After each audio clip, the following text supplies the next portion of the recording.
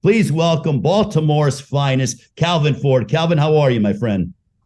Hey man, I'm doing fine, man. It's an honor, man, to sit around all these great coaches right here, man. Because I remember when I was coming up in the game, just watching them do their work, man, and all of them been brilliant of doing what they're doing and whatnot, man. So I appreciate this opportunity here, and just looking forward to just break it down of this big, huge fight that's about to happen again and whatnot. Now, Calvin, with this fight, I want to look at it from a Canelo standpoint, because you heard Bob break down Jermell Charlo, Ronnie breaking it down, from the Jermell standpoint. But I feel like coming into this fight that Canelo Alvarez is motivated once again because he's been, and you know this, I mean, all of you guys know when you train your high level fighters and they're having big fight after big fight and they have a guy that they're supposed to beat, they may not be as motivated. In this particular case, there is an animosity. There's a great deal of respect between Canelo and Charlo. But do you think that Canelo Alvarez comes out as motivated as ever and really wants to come back, especially into the Premier Boxing Champions banner, to make a statement as to say, well, people are talking about Terence Crawford being pound for pound best, but that was my mantle for a while. And, not to borrow a phrase out of Roy Jones Jr., but y'all must have forgot. Is that what you think Canelo's thinking? Well, Canelo, he's changing up a few things, man. He's going back to what made him got there and whatnot. And then, fighting one of the elite guys, the Charlo guys. This fight he's been asking for, the Charlo's been asking for. They didn't let the business get in front of it. The loss that he came off, I think he's very, very motivated. You know what I'm saying? And that mental has a lot to do with a lot of things going into a fight. So both of them, man, I mean, I salute both of them, man, making this fight happen and whatnot. So I'm waiting to see, what the camp did or doing when the day of the fight get there, because that's very important. That camp plays a big factor on a big fight. Calvin, I want to ask you, you're not used to going to the scorecards with your man, Gervonta Davis. You know what it's like to put people away and not have it go to the scorecards. Do you agree with Bob's assessment that, will it go or will the judges not be needed on September 30th with Canelo and Charlo on Showtime pay-per-view, 8 Eastern, 5 Pacific time? Like Bob said, both of them got a chip on their shoulder. I mean, Canelo, man, he changed his training up. He went up to Big Bear. Usually he don't do certain things. He doing something there. He see how big this fight is. And Charlo, he want to win. You know what I'm saying? This would be setting a big statement if he pull this one off. You know what I'm saying? Canelo, he's on the throne right now. He's the throne leader. Do he want to give that up? You know what I'm saying? So, like Bob said, somebody is going to sleep that night because both of them got power. Like Ronnie said, Charlo big, he a big boy. You know what I'm saying? He a big boy and he can punch too. So somebody gonna get it. It's just like I said, how well camp is, how well they execute their game plan. It's gonna be a good fight. It's gonna be the fight that we've been looking for, that roller coaster ride. You know what I'm saying? I can't wait. Calvin, now when you're training, your fighters, and obviously Tank is one of the most electrifying fighters on the planet today. As Tank was coming up, do you like being the hunter or do you like being the hunted? So Canelo right now, you mentioned about how he's on the top of the throne. Everyone's hunting for Canelo. Yeah. Jermell Charlo is, he's the one now going up and chasing Canelo and wants to prove he's the man. Which style of philosophy do you prefer to be in as a trainer? Would you rather be Eddie Reynoso with the guy who's at the top, or would you rather be Derek James, a guy who is hunting the top guy, and you guys are set for a collision course? Well, it's based on the individual. I like Charlo view. You know what I'm saying? Because he got nothing to lose. You know what I'm saying? If he go in there with that attitude, I ain't got nothing to lose, he can be victorious. But like I said, Canelo, he's the throne keeper right now. You know what I'm saying? And if he like that spot, guys that like that spot and they enjoy that spot and they're holding that spot, they still in that spot. And he have a point to prove, can he keep that spot? Only person I see that's not undefeated is Father Time. And when you gave me his age, he right at the peak, not of going father time great hitter, but he's at his peak. That he's that guy. You know what I'm saying? So this is a big test for Charlo. You know what I'm saying? But again, when you look at Canelo's last previous performance, it didn't look like itself. But he changed camp up. So he's really taking this fight really seriously. Calvin, I just wanted to throw it to you for a second. Calvin, what do you think someone's getting stopped in this fight, or how do you look at it? Both of them big punches, man. Both of them big punches, and Charlo had something to prove. Canelo had something to prove. It's just the thing, like he said, that Canelo's defense strong, and he just had to stay on him. Charlo had to really, really, really stay on him and really push the button.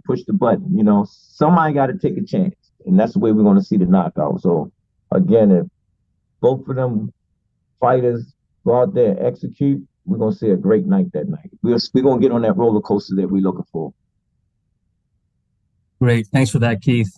Thanks, guys. Let's now go to Alan Dawson, the longtime combat sports writer. Alan, go ahead with the question. Let us know which media outlet you are speaking for.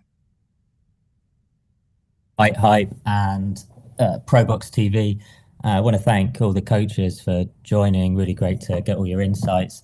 Leonard Ellaby put a question out on Twitter recently about where Jermell Charlo could rank in the pound-for-pound list should he leapfrog an entire division and beat the undisputed champion in another weight class. So I'm curious where you all would rank him if Jermell were to win on September 30th, whether that's top 10. I know some outlets don't even have Jermell on the top 10 yet, top 5, maybe even number 1. You know, Robert Garcia kind of mentioned, you know, how big the win could be, but you know, how big could the win be for Jermell when it comes to pound for pound?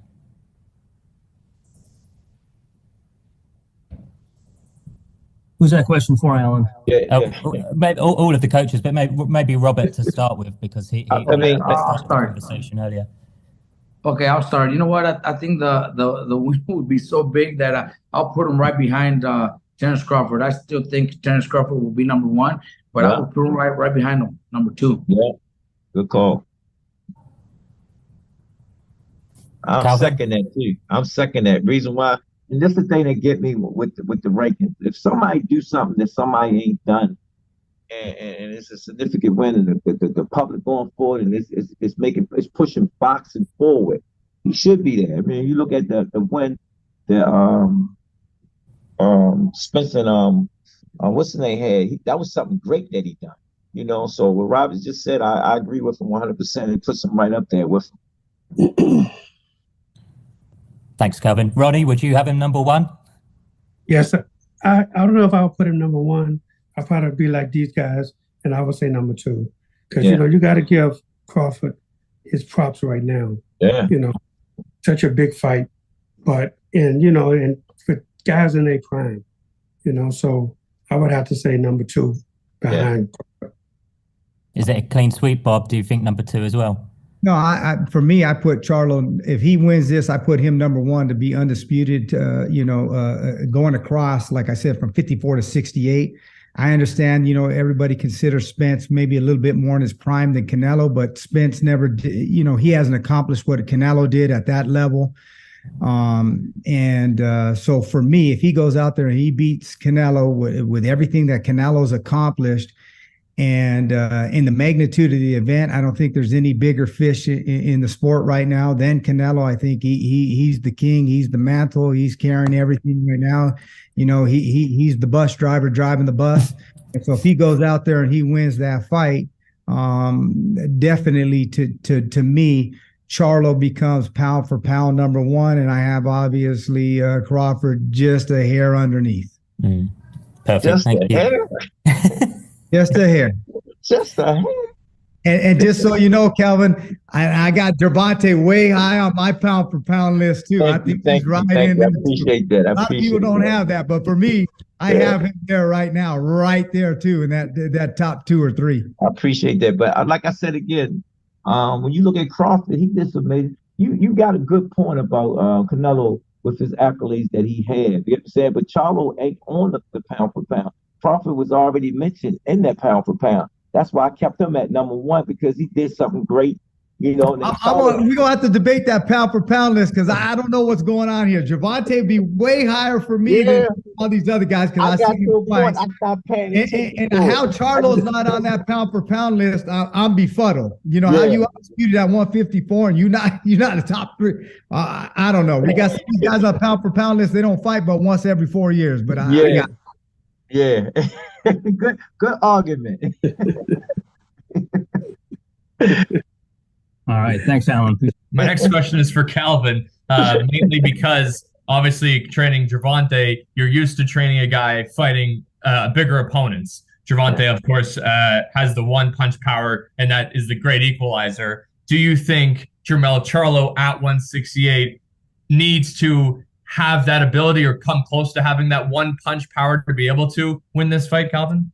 No, I don't think so. Like Ronnie said, it's easy. Because Nas working on skills, just working on the fight. He ain't got to worry about cutting weight. You know, I mean, I had some fights just previous that I learned from, right? You know, fighters want to do weight cut different and stuff. You know, and my method is like, yo, you need to get on top of that early so you can be at that weight, stronger at that weight. You know what I'm saying? Instead of trying to get low at a which color. So, like I said, Charlo got a great chance of doing something great. You know what I'm saying? Like that's why I say I would love to be in his position, being hunting, you know what I'm saying? Because Canelo was there, you know. Like we said again, he had injuries, you know what I'm saying? Let's hope that everything is good and he's ready for this fight. But looking at how he's changed up everything, he's taking this fight serious.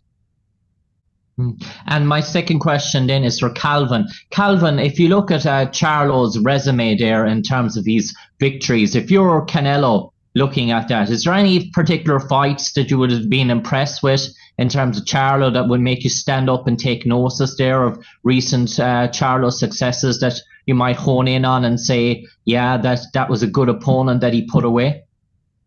Yeah, like again, Canelo defense, man. You know, his defense, do he still got the legs to do what he's been doing to get him where he at? Looking at some stuff that Charlo been doing over the years, he's a vet. He's seen everything. You know, he got years in. Is Canelo worrying about is he going to do anything? No, he's going to be Canelo. You know what I'm saying? It's just he know this is a big fight. This is a big fight right here. You know, and Charlo, he knows it's a big fight. So, like I said, I like his position where he at. Canelo just had to focus on what he had to do. You know what I'm saying? Because Charlo might change some things up that he see that other fighters wasn't doing against him. Now, we have the next question here for Coach Calvin. Coach Calvin, you did mention there with Canelo that he's, you know, training, you know, having a different training regimen in this particular stage, you know, given what's on the line and, you know, what's given in the past. Like, what do you think that, like, is that like a major factor given his past few fights and that he's had that moniker that he's kind of tired in the second half of the fights, while in comparison, Jermell Charlo kind of like picks up in the second half of fights? I mean, sometimes in camps, when you've been in the same situation for so many years, it's just the same thing. It's like when a person go to work and they go to the same job all the time, they get bored with the job. For him making that change, that's major. That's major. So he's really taking this fight serious. You know what I'm saying? Like we talked about the injuries that he had the previous fight. He got past all of them. We're going to see a Canelo in his prime. We're going to see a Canelo that really putting that work in because he know what he got to stand in front of. So it's major that, you know, they did some changes. Piggybacking off of Garcia, both of them had losses, but Derek just had a loss. And then when a trainer come off a loss, man, he got something to prove. You know what I'm saying? Because this is a major, it's like the Super Bowl. This is a major fight. This is a major fight. It's just based on what athlete is going to go out there and perform the way they're supposed to perform from camp. All right. Thanks so much, James. Hold your feet to the fire. It is official prediction time. However you want to go. This is on the record, gentlemen. You know, now it's not just, as we like to say, barbershop talk. We're going on the record. I'll start off with the illustrious Ronnie Shields. Ronnie, Canelo, Charlo, undisputed versus undisputed, September 30, the Showtime pay-per-view, 8 Eastern, 5 Pacific time, presented by Premier Boxing Champions, promoted by Canelo Promotions, TGB Promotions. Ronnie Shields, your prediction for September 30th. I'm going to say Jermell Charlo by split decision. Wow, Jermell Charlo by split decision. Sam Jackson's putting out those quotes right now as we speak. All right, Roddy, we appreciate the time. Bob Santos, one way or another, what is your official prediction, sir? Wow. Can I not get one? Can I just stay neutral here? A draw? A draw? Wow. No. We have a split decision we have a draw. Again, I won't be surprised if Charlo wins. I'm expecting a stoppage. I won't be surprised either way, but I'm kind of 55-45 leaning towards Canelo. All right, so we got a split decision. So you have a what is it, Bob? I have Canelo. Okay. So we got Jermell Charlo, split decision, Ronnie Shields. Bob, you got Canelo Alvarez by how again? I think somebody getting knocked out, and I'm not even sure if it's going to be Canelo or Charlo, to be honest with you. You know what I mean? But if you're putting it to me, I'm thinking Canelo. If I had to go down to the casino with people and they said, boy, you got to put that bank account on in Santos, I said, God dang, I'm probably going to go with Canelo 55-45. But I'm expecting a stoppage one way or the other. I'm just not sure. All right. Now, Calvin Ford, illustrious trainer, Gervonta Davis, a man who's not used to going to the cards. As I like to say, his fighters like to put people away. The judges don't necessarily have the verdict in their hands. Calvin, how do you see it between Canelo and Charlo? Somebody going to sleep. I don't know which one, but bet on somebody going to sleep. Both of them, man. I'll just tell you what type. Somebody going to sleep. If you're going to bet on somebody going to sleep at this fight. Yeah, bet on the knockout. Yeah, bet on the knockout. I don't know which way, but bet on the knockout. I don't know which one, but bet on the knockout. That's what I'm going with. Okay, so just to revise, split decision, Ronnie Shields, Charlo. It sounds like Bob's saying Canelo by stoppage, but it's not going the distance. Calvin said it's not going to full 12 rounds. Robert Garcia, to end this call and have like a bit of a tiebreaker, how do you see the fight going down between Canelo and Charlo? It's a very, very tough pick. But if Canelo wins by knockout, I think it would be under 8 rounds. Late rounds, I think he slows down. I think he tires out. And late rounds is where Charlo could actually stop Canelo, I think. That's how I'm seeing it, Robert. That's exactly how I'm seeing it. Okay, good.